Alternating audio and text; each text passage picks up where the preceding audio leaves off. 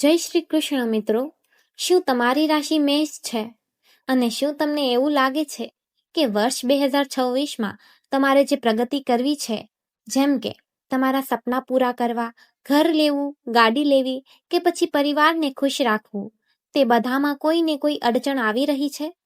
તમે મહેનત તો દિવસ રાત કરો છો, પરંતુ તે મહેનતનું પૂરું ફળ તમને નથી મળી રહ્યું. જો હા, તો આજે તમારે આ વિડીયો છેલ્લે સુધી જોવો જ પડશે, કારણ કે આજે સ્પિરિચ્યુઅલ ભૂમિ ગુજરાતી ચેનલ પર અમે તમારા માટે એક એવું રહસ્ય લઈને આવ્યા છીએ જે તમારી જિંદગી બદલી શકે છે. આજે અમે તમને કોઈ મોટા તોડફોડ કરવાની કે લાખો રૂપિયા ખર્ચ કરવાની વાત નથી કરવાના. અમે તો માત્ર તમારા ઘરમાં કરવા જેવા નાના વાસ્તુ ફેરફારની વાત કરીશું, જે તમારી મેષ રાશિની ઉર્જા સાથે જોડાયેલા છે. મિત્રો, મેષ રાશિનો સ્વામી મંગળ ગ્રહ છે. મંગળ એટલે અગ્નિ, મંગળ એટલે સાહસ અને મંગળ એટલે આગળ વધવાની શક્તિ. પણ વિચારો, જો આ ઉર્જાને તમારા ઘરમાં સાચી દિશા ના મળે તો શું થાય? તે ઉર્જા ગુસ્સામાં બદલાઈ જાય છે, પરિવારમાં કંકાસ થવા લાગે છે અને બનતી વાતો બગડવા લાગે છે. વર્ષ 2026 મેષ રાશિના જાતકો માટે ખૂબ જ મહત્વપૂર્ણ વર્ષ છે. ખાસ કરીને માર્ચ મહિનાની આસપાસ ગ્રહોની ચાલ મેષ રાશિના લોકો માટે મોટા બદલાવ લાવી રહી છે. આ સમયમાં તમારા ઘરની ઉર્જાને સંતુલિત કરવી ખૂબ જરૂરી બની જાય છે. આ વર્ષમાં તમારા ગ્રહોની સ્થિતિ એવી છે જે તમને આકાશની ઊંચાઈ પર લઈ જઈ શકે છે, પરંતુ જો તમારા ઘરનું વાસ્તુ તમને સાથ નહીં આપે તો એ સપના અધૂરા જ રહી જશે. તેથી જ આજે જે વાતો હું તમને કહીશ તે એકદમ ધ્યાનથી સાંભળજો અને તમારા ઘરમાં આજે જ આ નાના ફેરફાર કરજો. સૌથી પહેલા આપણે વાત કરીશું તમારા ઘરના મુખ્ય દ્વારની. મિત્રો, ઘરનું મુખ્ય દ્વાર એટલે ઉર્જાનો પ્રવેશ માર્ગ. મેષ રાશિના લોકો માટે વર્ષ 2026માં ધન અને સમૃદ્ધિનો રસ્તો અહીંયાથી જ ખુલશે. જો તમારું મુખ્ય દ્વાર ઉત્તર કે પૂર્વ દિશામાં છે તો તે ખૂબ જ શુભ માનવામાં આવે છે. પણ ફેરફાર શું કરવાનો છે તે સાંભળો. તમારા મુખ્ય દ્વાર પર ક્યારેય પણ અંધારું ના રહેવું જોઈએ. આજે જ એક સારો ઉજાસ આપે તેવો લેમ્પ લગાવો. દરવાજાની આજુબાજુ સાફ સફાઈ રાખો. મેષ રાશિનો મંગળ ગ્રહ ચોખ્ખાઈ અને પ્રકાશથી પ્રસન્ન થાય છે. દ્વાર પર આસોપાલવ કે આંબાના પાનનું તોરણ બાંધવાથી ઘરમાં સકારાત્મક ઉર્જા પ્રવેશ કરે છે. આ એક સાવ નાનો ફેરફાર છે, પણ તેની અસર તમને થોડા જ દિવસોમાં દેખાવા લાગશે. હવે એક ખૂબ જ રસપ્રદ વાત કહું છું જે ઘણા લોકો નથી જાણતા. એક જૂની કથા છે કે એકવાર એક મેષ રાશિનો ભગત હતો. તે ખૂબ જ પરાક્રમી અને હોશિયાર હતો, પણ તેના જીવનમાં પૈસો ટકતો ના હતો. તે ઘણું કમાતો, પણ અંતમાં તો હતાશ જ રહેતો. તેને એક સાધુ મહારાજે કહ્યું કે બેટા, તારા ઘરમાં અગ્નિ અને જળનો ઝઘડો છે. મિત્રો, વાસ્તુશાસ્ત્રમાં આ વાત ખૂબ મહત્વની છે. મેષ રાશિનું તત્વ અગ્નિ છે. જો તમારા ઘરમાં રસોડું જે અગ્નિનું સ્થાન છે, ત્યાં જ પાણીનું સ્થાન હોય, એટલે કે ગેસ સ્ટવ અને પાણીની સિંક એકદમ પાસે હોય, તો તે તમારા મંગળને નબળો કરે છે. વર્ષ 2026માં જો તમારે આ દોષ દૂર કરવો હોય તો ગેસ સ્ટવ અને સિંક વચ્ચે એક લાકડાનું પાટિયું કે લાકડાની કોઈ વસ્તુ રાખી દો. લાકડું અગ્નિ અને પાણી વચ્ચે મિત્રતા કરાવે છે. આ એક નાનો ફેરફાર તમારા આર્થિક નુકસાનને અટકાવી શકે છે, તમારી કમાણીમાં વધારો કરશે. મિત્રો, સ્પિરિચ્યુઅલ ભૂમિ ગુજરાતી ચેનલ પર અમારો ઉદ્દેશ્ય માત્ર માહિતી આપવાનો નથી, પરંતુ તમારા જીવનમાં સાચો બદલાવ લાવવાનો છે. તેથી જ હું તમને હવે જે વાત કરવાની છું તે તમારા સ્વાસ્થ્ય અને શાંતિ સાથે જોડાયેલી છે. મેષ રાશિના લોકોનો સ્વભાવ થોડો ઉતાવળિયો અને ગુસ્સાવાળો હોય છે. વર્ષ 2026માં તમારે તમારા મગજને શાંત રાખવું ખૂબ જ જરૂરી છે.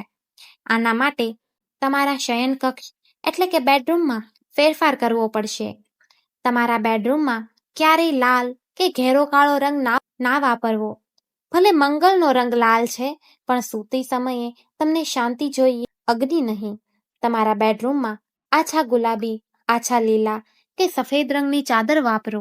સૂતી વખતે તમારું માથું દક્ષિણ દિશામાં રહે તે રીતે બેડની ગોઠવણી કરો. આથી તમને નીંદર સારી આવશે અને તમારું મગજ શાંત રહેશે. શાંત મગજથી લીધેલા નિર્ણય 2026માં તમને સફળતા આપશે. હવે એક પર્સનલ વાત હું અહીંયા એડ કરવા માંગુ છું. સ્પિરિચ્યુઅલ ભૂમિ ગુજરાતી ચેનલના માધ્યમથી હું તમને મારી એક અંતરાત્માની વાત કહું છું. ઘણા લોકો વાસ્તુને એક વહેમ માને છે, પણ વાસ્તુ હકીકતમાં ઉર્જાનું વિજ્ઞાન છે. પવન, પાણી, આકાશ, અગ્નિ અને પૃથ્વી, આ 5 તત્વોથી આપણું શરીર બન્યું છે અને આ 5 તત્વોથી આપણું ઘર બન્યું છે. જ્યારે આ તત્વો વચ્ચે સંતુલન ખોવાય છે ત્યારે મુશ્કેલીઓ આવે છે. વર્ષ 2026માં મેષ રાશિના લોકો પર ગ્રહોની પ્રબળ દ્રષ્ટિ છે. તેથી જો તમે તમારા ઘરનું સંતુલન સાચું કરી લીધું તો તમને કોઈ પ્રગતિ કરતા રોકી નહીં શકે. મારી તમને એક વિનંતી છે કે આ વાતોને માત્ર સાંભળીને ભૂલી ના જતા, પણ આજથી જ અમલમાં મૂકજો. ચાલો હવે આગળ વધીએ અને જાણીએ બીજો નાનો ફેરફાર, ઘરનો મધ્યમ ભાગ, જેને બ્રહ્મસ્થાન કહેવામાં આવે છે. બ્રહ્મસ્થાન એટલે ઘરનું હૃદય. મેષ રાશિના લોકોએ વર્ષ 2026માં ખાસ ધ્યાન રાખવાનું છે કે તમારા ઘરની વચ્ચોવચ્ચ કોઈ પણ ભારે વસ્તુ કે વધારાનો ભંગાર ના હોય. આ જગ્યા એકદમ ખુલ્લી અને સાફ હોવી જોઈએ. જો અહીંયા ભારે વસ્તુ હશે તો તમારા જીવનમાં દબાણ વધી જશે, કામોમાં વિલંબ થશે. તેથી ઘરની વચ્ચેથી બધો કચરો કે નવી ના વપરાતી વસ્તુ હટાવી દો. ત્યાં એક સુંદર માટીનું વાસણ રાખી તેમાં પાણી ભરીને થોડા ફૂલ રાખી શકો છો.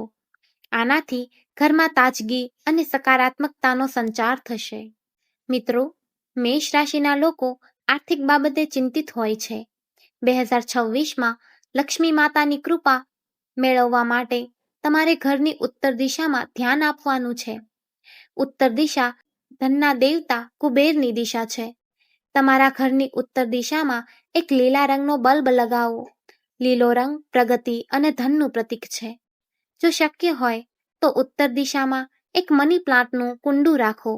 જેમ જેમ આ પ્લાન્ટ વિકાસ પામશે તેમ તેમ તમારી આવકમાં પણ વિકાસ થશે. પણ એક વાતનું ધ્યાન રાખજો કે આ છોડ સુકાઈ ના જાય. તેને નિયમિત પાણી આપવું અને તેની દેખરેખ કરવી. આજે આપણે જે પણ વાતો કરી છે તે એકદમ સરળ છે અને તેને કરવામાં કોઈ મોટો ખર્ચ નથી. આજે આપણે જે પણ વાતો કરી છે તે એકદમ સરળ છે અને તેને કરવામાં કોઈ મોટો ખર્ચ નથી થવાનો, પણ તેની અસર તમારા જીવન પર ખૂબ મોટી પડશે. તમારે માત્ર શ્રદ્ધા અને વિશ્વાસ સાથે આ ફેરફાર કરવાના છે. મંગળ ગ્રહ ઉર્જાનો સ્ત્રોત છે. તેને શાંત નહીં પણ સાચી દિશામાં વાળવાનો છે. ઘરની દક્ષિણ દિશામાં તમારે રોજ સૂતી વખતે ધ્યાન રાખવાનું છે કે ત્યાં કચરો કે અડચણ ના હોય, કારણ કે દક્ષિણ દિશા મંગળની પોતાની દિશા મનાય છે. ત્યાં લાલ રંગનું એક ચિત્ર કે લાલ ફૂલ રાખવાથી તમારો આત્મવિશ્વાસ વધશે. મિત્રો, આશા રાખું છું કે તમને આ માહિતી ખૂબ ઉપયોગી લાગી હશે. જો તમે આ વાસ્તુ ટિપ્સ તમારા ઘરમાં અપનાવશો તો વર્ષ 2026માં તમારા માટે જીવનનું સૌથી શ્રેષ્ઠ વર્ષ બની શકે છે.